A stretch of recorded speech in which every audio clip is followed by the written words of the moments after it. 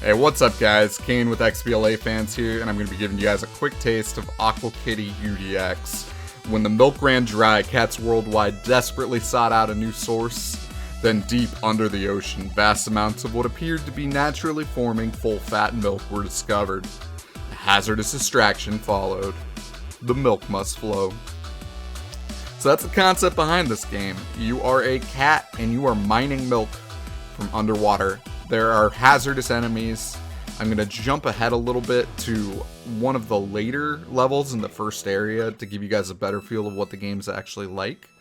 And this is one of the first levels that has power-ups, as well as one of the first levels that has a boss. So that's why I wanted to use this one to highlight what the game's about. It gives you a better feel of what's going on. So basically, I have two mining cats right now, and they're each trying to get more milk. So waves of enemies are going to be attacking me. I'm going to be killing them, and I have to pay attention to both the visual and audio cues to let me know when the cats are getting attacked. And then I need to go over and save them. So there's specific enemies that like grab the cats and pull them up, and then there's a couple other guys that are just there to more or less make it annoying for you. But those are the guys that you kill to get your high scores. So the game uses kind of a chain combo system. So, you know, every guy you kill, you get more until you get hit, and then it kind of resets. So that's kind of how you get your high scores and stuff.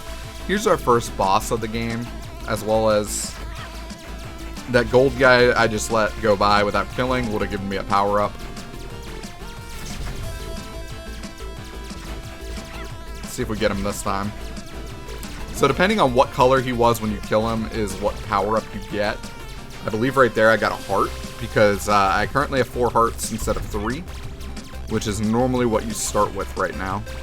So as you progress through the game, I believe you get a little bit more powerful. One of the levels earlier told me that if I was having a hard time with a level, I should finish all the earlier levels instead of trying to skip ahead like I was doing. So it would power you up stronger. So I skipped from level, I think, 1 to 3 to 5. I didn't do 2 or 4 yet, so I'll have to go back and do those. That's one thing I did like, is that the game let me do that. But I just wanted to get to a boss fight as soon as possible, just to kind of see what I was experiencing here. So, for the shrewd eye, you might recognize the fact that this game has been on Xbox before in a different form. It was on the Xbox Live Indie Game Store on Xbox 360. It's been on PlayStation and Vita as well. However, these are obviously much more updated versions compared to what those were.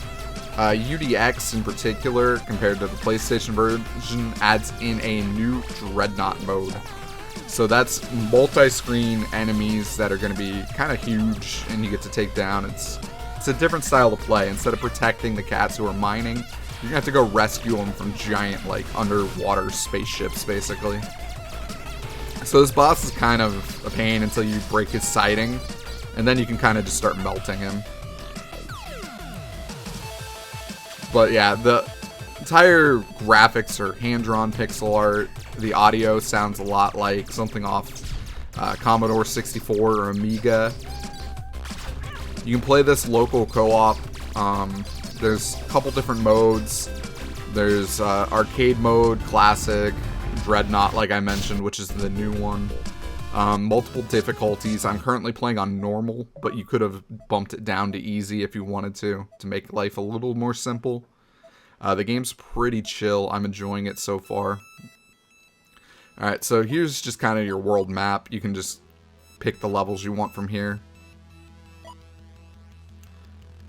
Oh, actually I was doing level 4, not level 5. Good to know.